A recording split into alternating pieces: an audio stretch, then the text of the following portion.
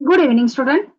आज हम gross total income and tax calculation का ओल्ड एंड न्यू ऐसे बोथ रिजिम से असेसमेंट ईयर 2024-25 के लिए थर्ड नंबर का प्रॉब्लम सॉल्व करने वाले हैं। ये प्रॉब्लम निराली पब्लिकेशन के टेक्स्ट बुक में का प्रॉब्लम है और इस प्रॉब्लम में हमें ग्रेजुएटी का कैलकुलेशन है, पेंशन का कैलकुलेशन है। तो ये प्रॉब्लम इंपॉर्टेंट प्रॉब्लम है। इसमें अलग से कैलकुलेशन आया है ग्रेजुएटी का और पेंशन का।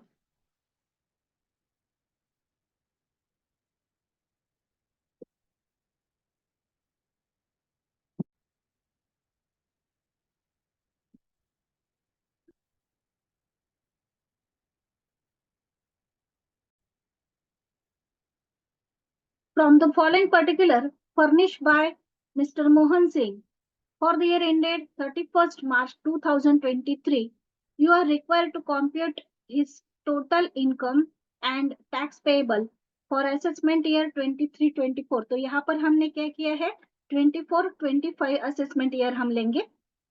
तो ये जो मोहन सिंह है वो एक रिटायर्ड पर्सन है। He retired on 31st December 2022, age of 58, after putting in 25 years and 9 months of service from private company at Mumbai। उन्होंने 25 years and 9 month की अपनी सर्विस कंप्लीट की है और वो अभी रिटायर है। उनकी एज है 58 years और उन्होंने जो जॉब की थी वो एक प्राइवेट कंपनी में जॉब की थी। एडिशनल इंफॉर्मेशन क्या क्या है, तो he was paid a salary of ₹50,000 per month. उनकी जो सैलरी है वो है 50,000 per month and house rent allowance है 12,000 per month. He paid rent of ₹11,000 per month during tenure of service. तो उन्होंने जहां पर वो रहते थे वहां पर रेंट पेड किया है 11,000 पर मंथ। तो इसका कैलकुलेशन जो है वो हम HRA में करेंगे। On retirement, he was paid gratuity ₹5,50,000. He was not covered by the payment of Gratuity Act. His average salary in this regard may be taken as 50,000.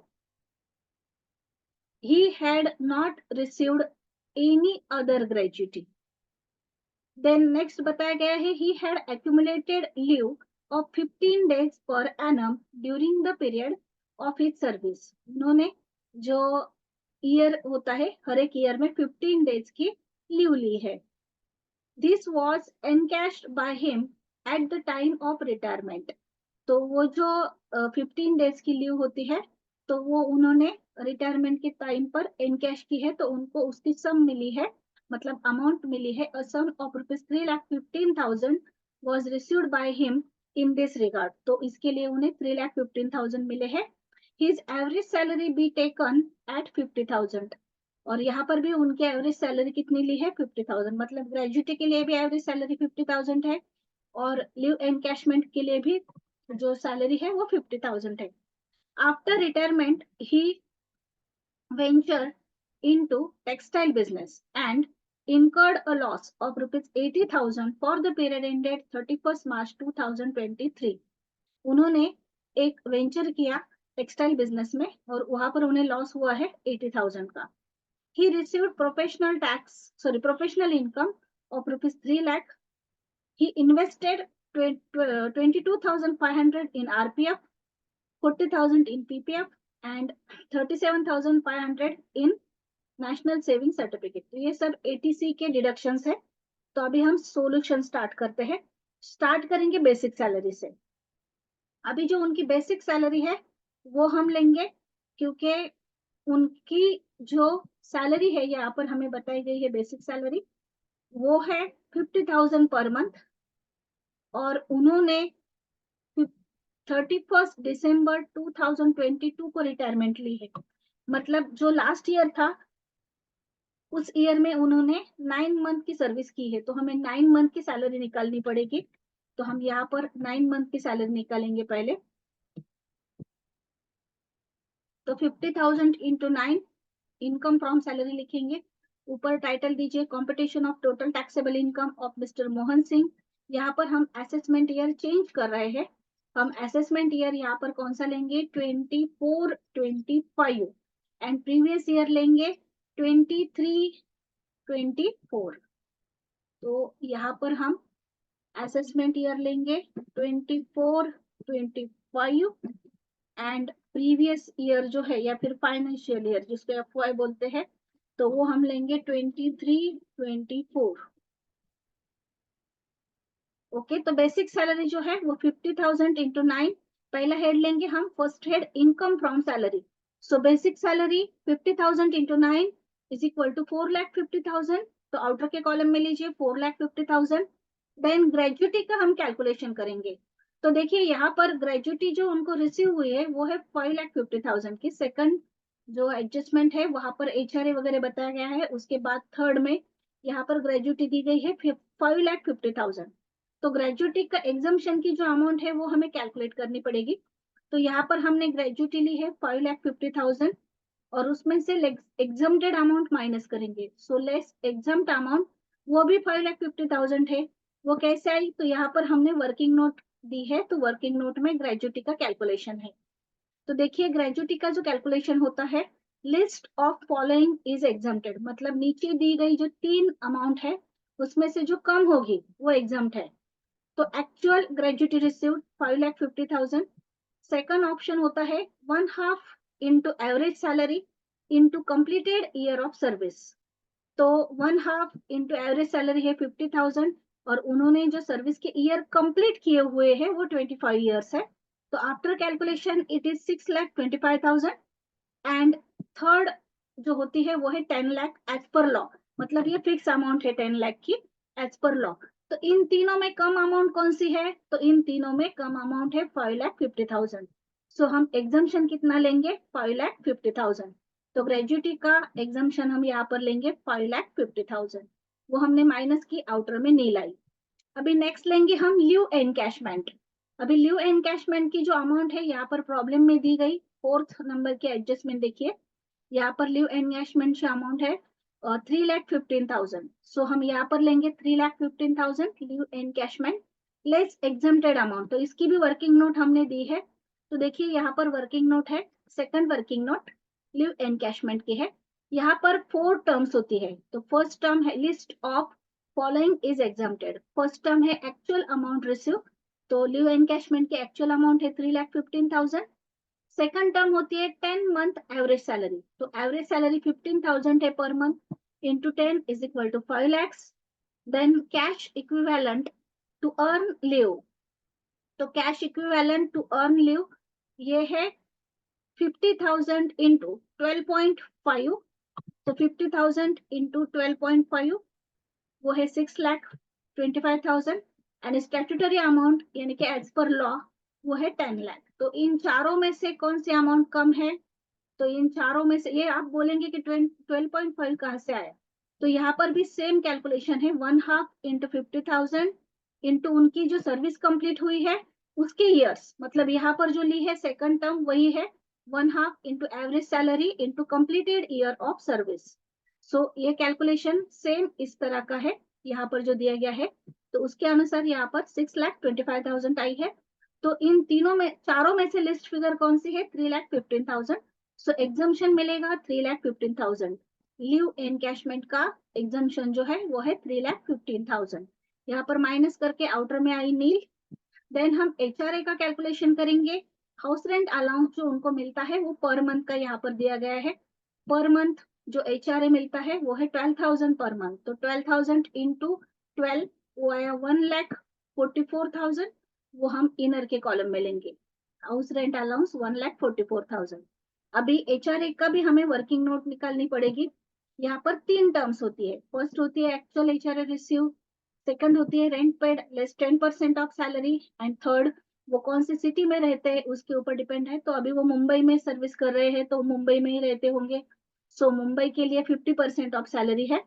तो यहाँ पर हमने फर्स्ट टर्म ली actual HRA receive 12,000 into 12 is equal to 1,44,000। Second term rent paid less 10% of salary, तो उन्होंने 11,000 per month rent paid किया है, ऐसे हमें एडजस्टमेंट में दिया गया है। अभी उनकी जो लास्ट ईयर की सर्विस है वो 9 मंथ की है, सो यहाँ पर रेंट भी कितना पेड किया होगा, 9 मंथ का। तो 11,000 इंटू 9 इज इक्वल टू 99,000, और उसमें से हम 10% ऑफ सैलरी माइनस करेंगे। तो सैलरी उनकी 9 मंथ की 4,50,000 आई है, तो 4,50,000 के ऊपर 10% कैलकुलेट करेंगे तो वो आए 45,000। So 99,000 minus 45,000 is equal to 54,000. So second term की अमाउंट जो है वो आई है 54,000। एंड थर्ड टर्म वो मुंबई में रिसाइड करते हैं, तो 50% ऑफ सैलरी। सो 50% हम निकालेंगे। तो 50% के लिए हमें पहले क्या करना पड़ेगा, एक तो आप डायरेक्टली ये 4,50,000 ले लीजिए और उसके ऊपर 50% निकालिए, वो भी चलेगा।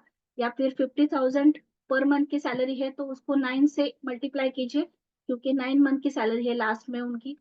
तो 50,000 इंटू 9 इंटू 50%, यानी कि 50/100, ऐसे किया तो भी चलेगा, या फिर 4,50,000 के ऊपर 50% निकाले तो भी चलेगा। तो वो आई है 2,25,000।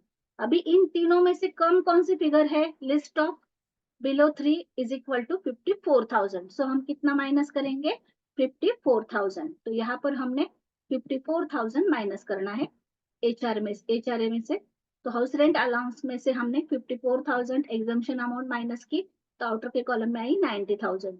अभी इनकी टोटल करेंगे, 4,50,000 प्लस 90,000, क्रॉस सैलरी आई है 5,40,000। इसमें से हम स्टैंडर्ड डिडक्शन माइनस करेंगे अंडर सेक्शन 16। तो 16 के अंडर स्टैंडर्ड डिडक्शन माइनस होता है 50,000, वो माइनस करके इनकम फ्रॉम सैलरी आई है 4,90,000। अभी उन्हें उन्हें बिजनेस भी किया है, और उसमें से उन्हें जो प्रोफेशन में से इनकम आया है वो 3 लाख का है, लेकिन उन्होंने जो वेंचर किया था उसमें उन्हें लॉस हुआ है 80,000 का। तो वो दोनों भी किसके अंडर आएंगे, प्रॉफिट और गेन फ्रॉम बिजनेस के अंडर आएंगे।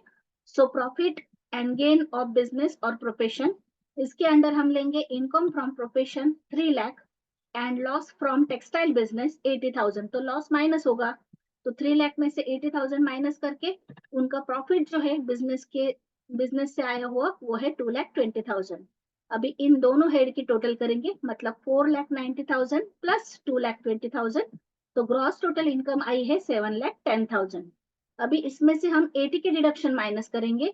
यहाँ पर ओनली 80C की डिडक्शन दिए है, मतलब क्वालिफाइंग सेविंग्स जो मैक्सिमम होती है 1,50,000 तक।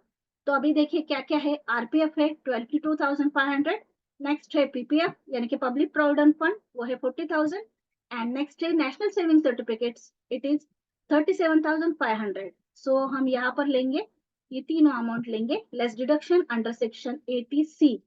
तो first contribution to RPF 22,500, next contribution to PPF 40,000, and national saving certificate 37,500।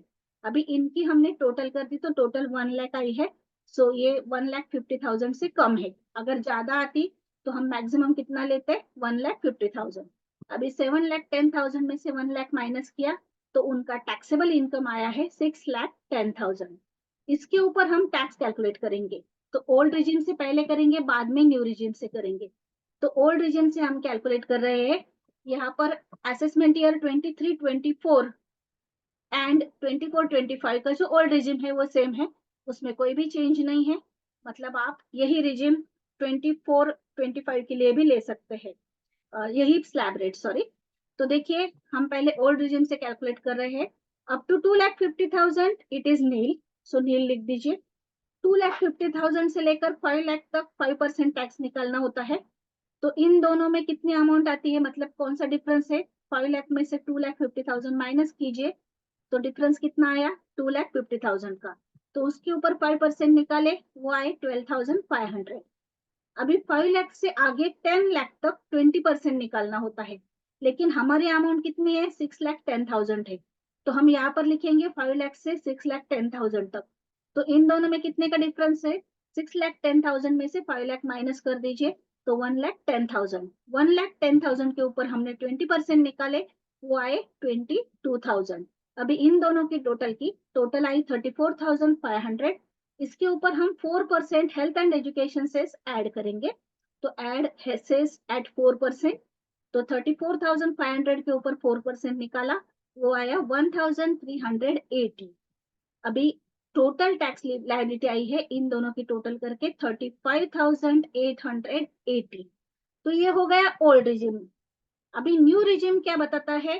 तो जैसे ओल्ड रिजिम में 5 लाख तक हमें 87A का रिबेट मिलता है टैक्स का। मतलब अगर आपकी इनकम 5 लाख तक होगी तो आपको 87A के अंडर फुल्ली रिबेट मिलता है। मतलब जितना टैक्स आता है उतना आपको एग्जम्प्टेड है, आपको कोई भी टैक्स नहीं भरना है।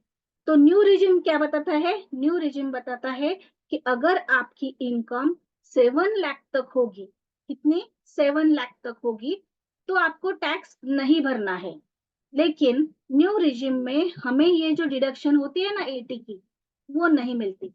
मतलब यहाँ पर हमने जो 1 लाख माइनस किए हैं वो डिडक्शन हमें नहीं मिलती। न्यू रिजिम में जो 80 की डिडक्शन है वो नहीं मिलती। तो अगर हमें ये प्रॉब्लम न्यू रिजिम से सॉल्व करना होगा या फिर न्यू रिजिम से हमें टैक्स कैलकुलेट करना होगा, तो हमें क्या करना होगा? तो हमें ये जो एग्जम्पशन मिला है 80 का, ये हमें नहीं मिलेगा। यहाँ पर हमें फुल अमाउंट लेनी पड़ेगी और उसके ऊपर हमें क्या करना पड़ेगा? टैक्स कैलकुलेट करना पड़ेगा। और न्यू रिजिम के स्लैब्स थोड़े से अलग है। तो नेक्स्ट प्रॉब्लम से हम बोथ रिजिम से प्रॉब्लम सॉल्व करेंगे। इस प्रॉब्लम में हमने ओनली ओल्ड रिजिम अप्लाई किया है।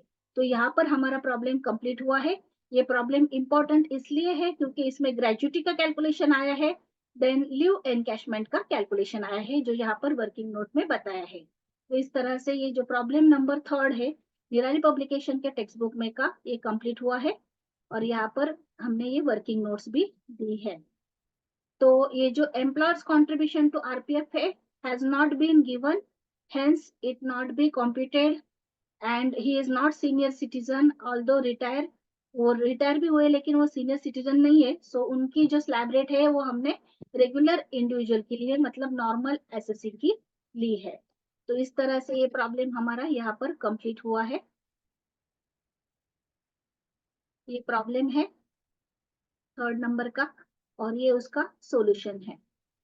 ये सॉल्यूशन है। ओल्ड रिजिम से हमने ये प्रॉब्लम सॉल्व किया है। Thank you.